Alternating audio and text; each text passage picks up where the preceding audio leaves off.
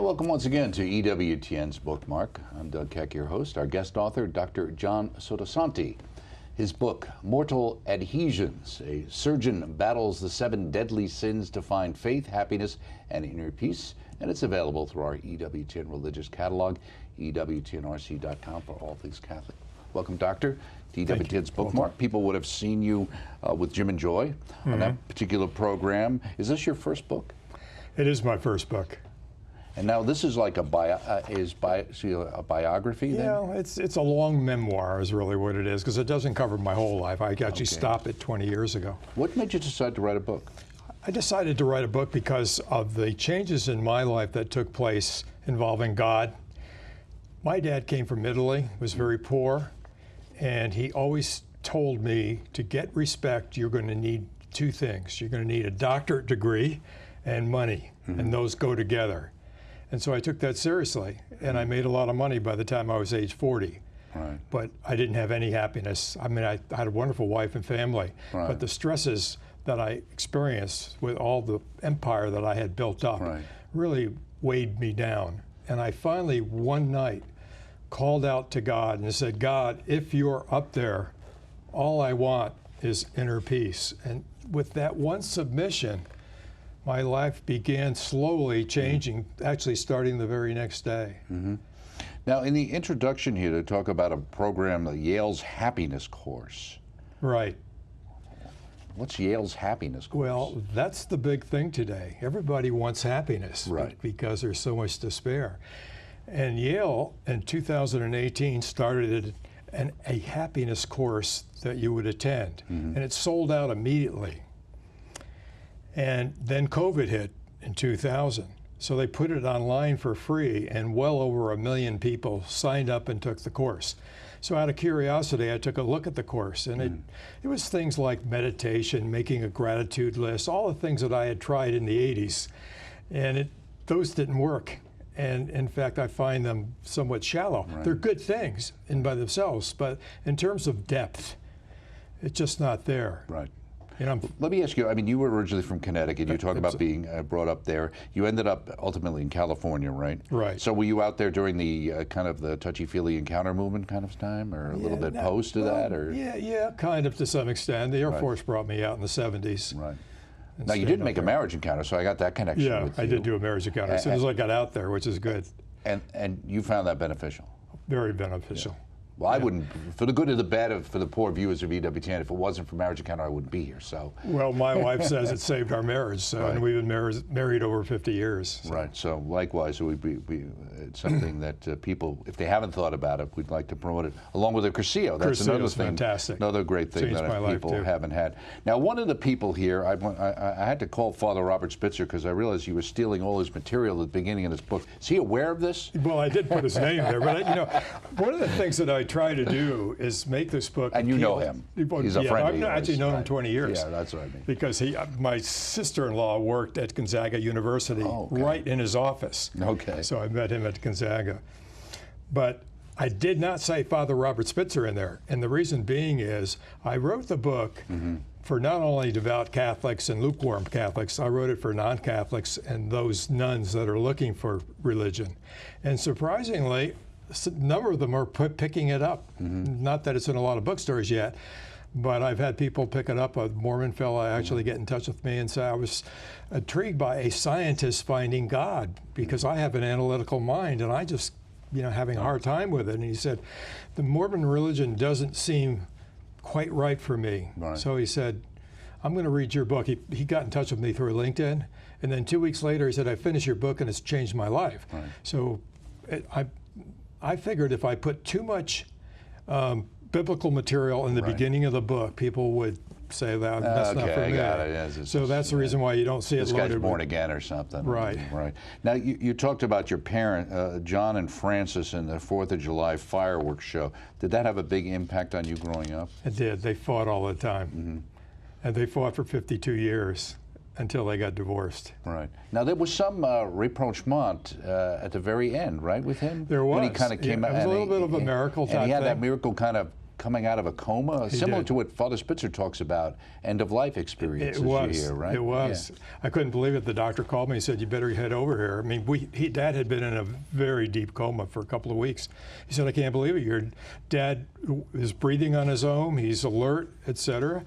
So I went over there immediately and said, "Dad, do you want to see Mom?" I called on the phone because they were separated. I got Mom there over there, and Dad got out of a wheelchair, hadn't been out of bed in a month.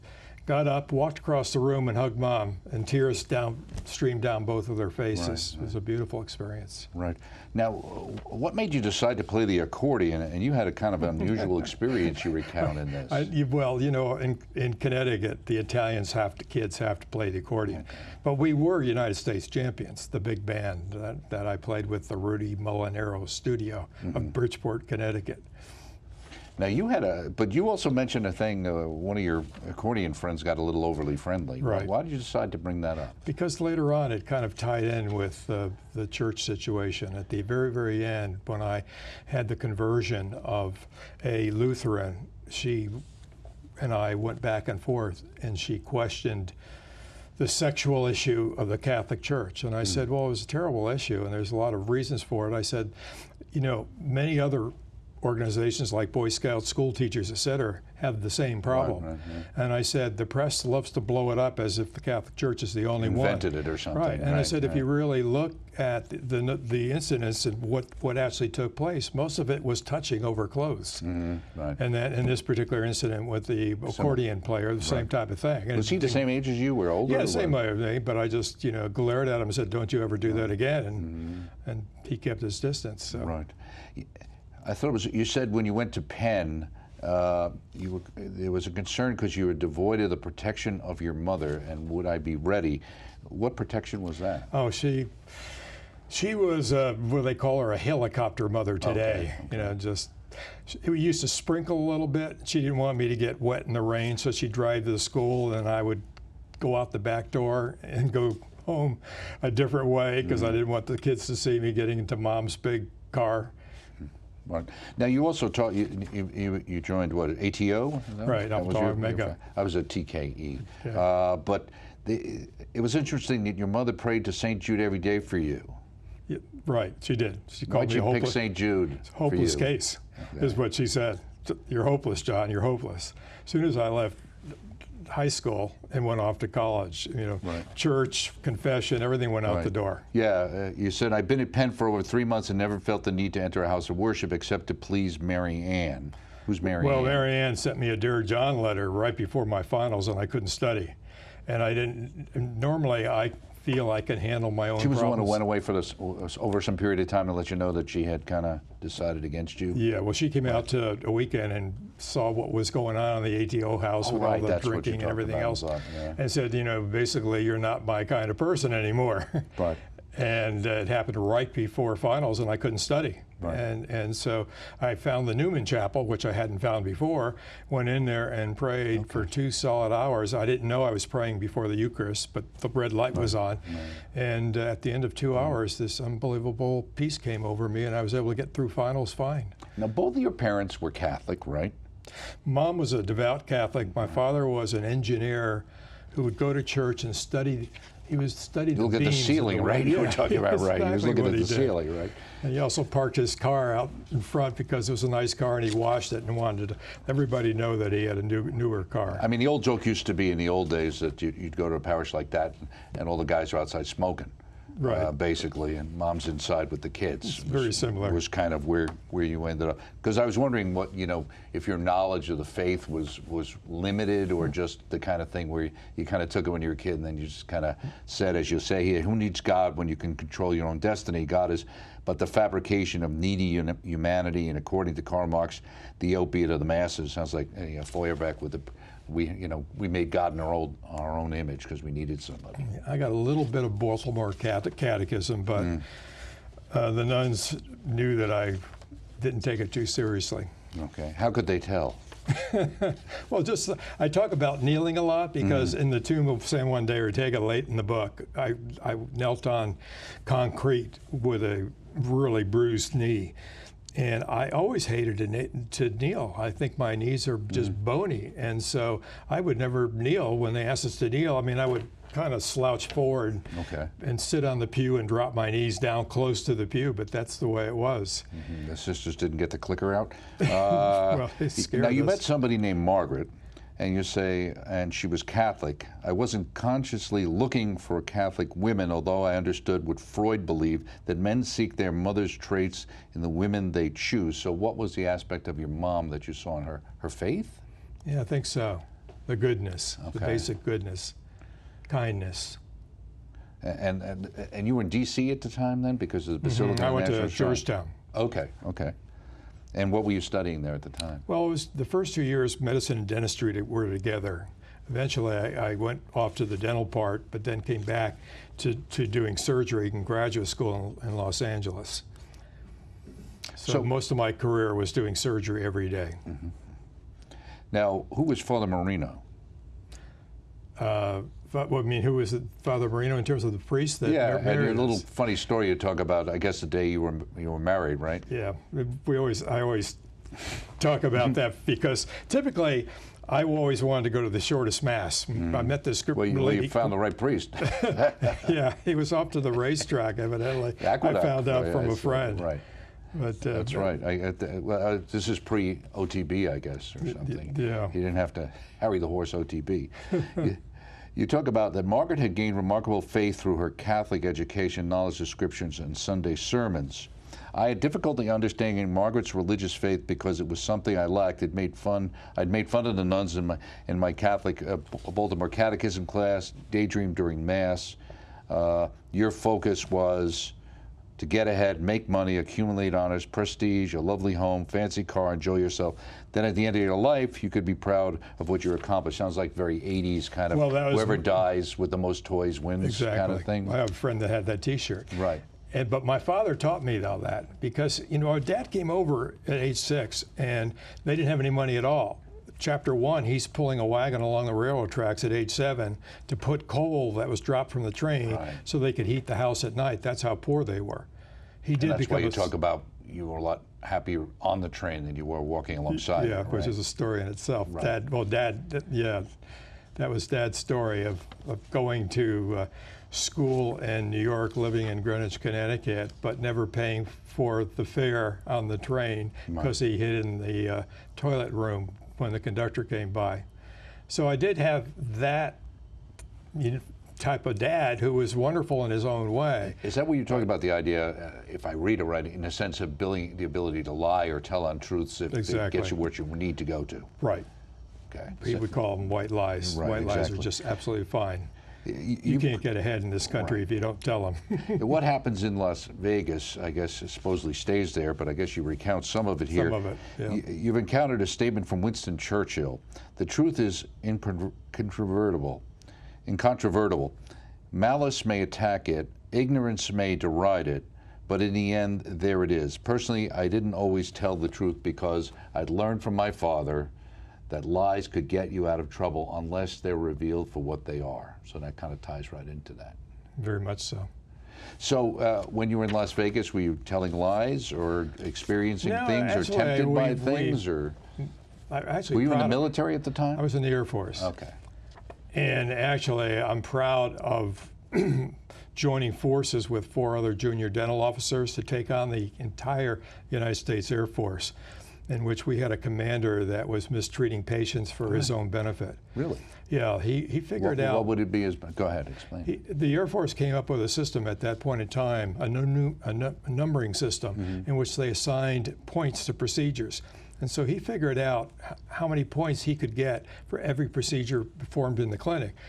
And if the procedure took long but got few points, we were told we couldn't do it, even if it meant extraction of teeth. What was the benefit of the points? Is that from a promotional thing? Yeah, he felt that if he had the #1 clinic in the country in terms of productivity, he would eventually make colonel, and he had been passed over 2 or 3 times. Okay, we actually risked going to jail, dishonorable discharge, to correct that. So right. Chapter 12, we hit the 7 deadlies, which you allude to in the topic, in the title of the book. You say here,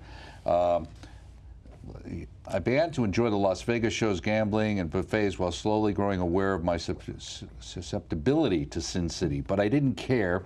The priest at Guardian Angel Cathedral, I've been there, only blocks away from the Strip, accepted casino chips in the collection basket while he preached on the 7 deadly sins: pride, greed, lust, envy, gluttony, and wrath. I don't think they accept them anymore. I think they changed that a number of years ago. I guess they felt like maybe that wasn't particularly a good idea with what, like you were saying, the juxtaposition of what they were preaching versus what they were willing to take. Exactly. You know?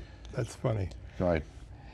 Then you quote here, in Mere Christianity, C.S. Lewis denounces pride as the great sin. I could now recall instances when my own feelings of pride and self-righteousness aroused, for example, by the disagreement with Lieutenant Rigby over the pine trees at Keesler Air Force Base, Mississippi. Explain. Well, Hurricane Camille hit Mississippi when I was there. Right, you mentioned that in the book, too. And prior to the hurricane landing, I was really worried the hurricane would blow over the tall pine trees onto our houses. Okay. And my next door neighbor, military base housing, was Rigby. And he said, "You've got to be kidding. These things have been here 100 years, seen many hurricanes. They're not going to fall." Mm-hmm. So I said to him, "I think they will." This is almost like a little mental bet. The hurricane came, 3 pine trees fell over in our mutual front yard, all through his house. His kitchen, his living room. So is that karma or something there? Well, I felt terrible in some ways, but on the other hand, my ego said, "Well, you were right." Once more, you were right. Now, so did you win at card counting or get in trouble card counting? Well, both. You kind of made a friend with the dealer, right? The dealer was an Italian mafia type guy, and because the Mint, a smaller casino, or where is that downtown? It's downtown, isn't it? Fremont, on Fremont they had Street? dollar bets, and they did that for a long time. But is that why you went there? Because you figured it was a well, I could afford the dollar. The most I could gamble with was 10. That's the deal I made with my wife. Right. But he was offering up waitresses and everything that you could possibly. So there was a lot of temptation in Sin City. It was the same then as it is today, evidently. Right. Yeah, I always try and figure out, and it must be that the people who work there or live there just kind of avoid it, but otherwise it could suck you in easily. It could easily, and I think people do avoid it if they live there. They can. They have to if they can. Now, you talk about your anger as wrath. Why wrath? Well, I just think that's more or less a synonym, for anger. Mm-hmm. Is that the time that you were going to Japan? That was one of the... Well, my wife said I couldn't go because she just had a baby. Yeah, right. And I said, "What do you mean I can't go? I've already made plans. I've told my friend Chet that we're going." And it was, that's the way I was at that time. Mm-hmm. And in fact, it popped up, it reared up its ugly head later on in the book when I went to Rio de Janeiro. Mm-hmm.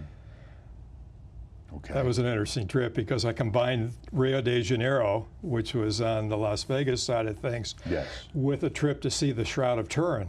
Mm. So I was lecturing a lot. So I went over to a meeting in Switzerland, the Shroud of Turin. It was only an hour-and-a-half train ride away. Spent a beautiful time looking at that, then flew across the ocean. Why were you attracted to look at that? Why did you, because of the science. I was searching for God, and now I had Cursillo, so my eyes were open. So you kind of had, and the scientific Holy Spirit was whispering to you, right? And I was beginning to understand the Shroud of Turin in terms of its scientific. You should talk to your friend Father Paul. He knows a little bit about that. He does. I try not to steal too much of his information. Please tell him. Now, L.A. Confidential, Chapter 14. You're in L.A. You're fascinated with the number of Hollywood celebrities in the L.A. area. Classic old actor Bill Lundigan shows up here, and some other famous people. Rosemary Clooney's name shows up. Angie Dickinson, Burt Bacharach.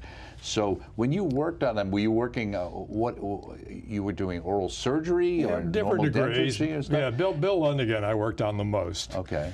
He had gone through some tough times financially. He didn't have to. He went into the Marines. Yeah, you mentioned that. And he almost ruined his career doing that. Great man, good Catholic, by the way, as I try to point out in the book. I really saw that difference. Danny Thomas was the St. Jude Hospital. Yes, Danny Thomas. Yeah. Exactly, good Catholic man. Right, absolutely. Yeah. And his daughter should think of him a little more often when she's promoting some of the things she promotes. Okay, Outside of St. Jude is wonderful, but she tends to be a big pro abort. Okay, yes. Now, the other thing I was going to ask you about that is you also, I think it was during while you were training, then maybe during the military, you were also doing a certain amount of plastic surgery kind of thing. That was right? in the training thing where we did breast augmentation and facelifts. Right. Because, we have to do a lot of cosmetic surgery in the mouth. Patient comes into me and they've got a receded gum. When they smile, their tooth looks 5 millimeters longer. I've got to transplant tissue from an adjacent area to cover that root. So it's very similar. Right. And so what was Burt Bacharach like? I didn't like the fact that he would come in the office and tell dirty jokes to the staff. No, okay. He wasn't whistling raindrops falling on my head. I know you alluded. I alluded to that later. Now, you say here right at the end, you talk about Angie Dickinson and Policewoman, and an incident that kind of led you to think, is her self-esteem really so fragile? And you say, was being a Hollywood star worth it? Dad would undoubtedly say the money was. Right. But you were in conflict there yourself? Well, she had an examination by myself and another doctor, and we messed her hair up. And the fact that she spent 10, 15 minutes making sure the hair was perfect before she walked by the students, it kind of amazed me. That she would care about that, and worry about that. She was everybody's idol at that point in time. Right. Why would she care about 8 dental students? So you really had a family business, right, when you were setting up, because you had your dad built your office and your mom was your receptionist. Didn't pay her a penny. Okay. Now, were they together at the time? Yes. Okay. So, except for the 4th of July when they argued. Okay. And then in and around that time is time when Marriage Encounter shows up. Yes. Was that your wife who said we should go on this? Yeah, and a neighbor friend. Okay. That was what a lot of people went. And what was your big takeaway from that for you? I rearranged my priorities. When I went there, my kids were the most important. I was coaching soccer and things like that with them. Margaret was second, and God was down 3rd place. Right. I reversed the order. Right. Yeah, they kind of sometimes ask you what you spend your time on versus what you say is the most important thing to you. Now, on that same level, so you knew Chuck Gallagher, at least met Father Chuck Gallagher? Yeah. He was really the one who built up Worldwide Marriage Encounter. There were 2 Chuck Gallaghers. I'm not sure I knew the original Chuck Gallagher. No, I think if you did, it was Marriage Encounter. It was Marriage Encounter, yeah. He was the one who really took it, because there was Marriage Encounter came out of Spain, and then Worldwide Marriage Encounter with the follow-up was something that Chuck Gallagher and people from Long Island, actually couples on Long Island, created. So that, I'm sure when you're talking about that, he tells the story about Joe without the wedding ring and how things go. And then you kind of relate to how that was something that you were falling into, and maybe when I met the beautiful movie star. Right, exactly. And so how did that helped you to realize, and then you also have, for those of us who remember Animal House, Tom Hulce's famous scene where he's trying to decide the 2 angels on his. Yeah, it was the angel on one shoulder and the devil on the other shoulder. Right. And I had to make a big decision that day, and I made the right one. Right. You actually brought her home. Well, I called my wife. Well, what happened was she asked at the end of treatment, she said, I can't drive home. Do you know of a good local motel? And I thought, that's this is a beautiful movie star. See, I won't use the real name, and I won't use the director's name, who you would know, the big name director. And I called Margaret and said, honey, I have a movie star who cannot drive back to LA. Can we bring her home, and could you make dinner for us? And Margaret, being the good person that she is, did do that. And the angel won. So Long John Nebel, I haven't heard that name in years. Oh, you remember that? Oh, sure, his talk show. And talking about occult peculiarities and Ghostbusters, why did you bring that up? Well, later on, there's stuff in there I bring in.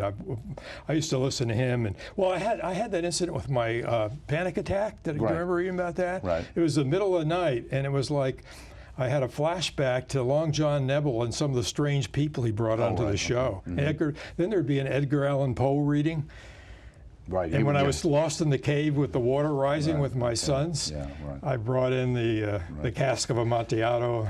Right, exactly. Were you bricking it up at the time, or trying to get out? But did you actually buy a car called Christine, or just was similar? It was similar. The thing was haunted. Yeah. Stephen, you talk about that thing was really haunted. I mean, there was a used car with 4,000 miles on it. This was a Mercedes-Benz, right? It was a Mercedes-Benz. It had 5 accidents in 4 months, of which I was not either driving or somebody ran a red light and ran into me. Actually, I was going the speed limit at 50 miles an hour, and she ran into me head-on at 20, so it was like hitting a brick wall at 70. Lucky I'm alive from that. Right. And then as soon as I got rid of it, it had another accident after they fixed it up. An attorney called me and thought it was still my car and said it had a hit and run accident in Los Angeles. Really? And it ran a red light, demolished a pickup truck, ran through a gas station, hit the pumps, still went on, and somebody got the license plate number. The thing was unbelievable. Right. But it actually taught me. Still out there to this very day, maybe. It could you never be. know. It could be. What did it teach you? I'm sorry. Well, you know, Ewtn has that Saturday morning book about the spirit world. Yeah, very the radio interesting. show. Right, very interesting. That's right. Find it fascinating. Evil spirits do attach themselves to things. Right. Absolutely. And they had attached themselves to that car. Even my Catholic wife, who really didn't believe in hauntings and things like that, she would not let me get back into the car after the major accident. Right. Okay. Well, let me ask you, what's the reaction been to the book? It's been very interesting, very exciting. And what has been a joy is to see people from devout Catholics all the way to non-believers. A Jewish friend told me that he read the book, found it a page turner, and referred it to two friends. Yeah, they're going to turn it into a script. You never know. Do you know somebody? No, but you do. Okay. Pleasure, Doug. Thank you very much. Dr. John Sottosanti and his book, Mortal Adhesions. A surgeon battles the 7 deadly sins to find faith and happiness and inner peace. Available through our Ewtn religious catalog. An interesting read. Check it out. Check us out next time right here on Ewtn's Bookmark. Thanks.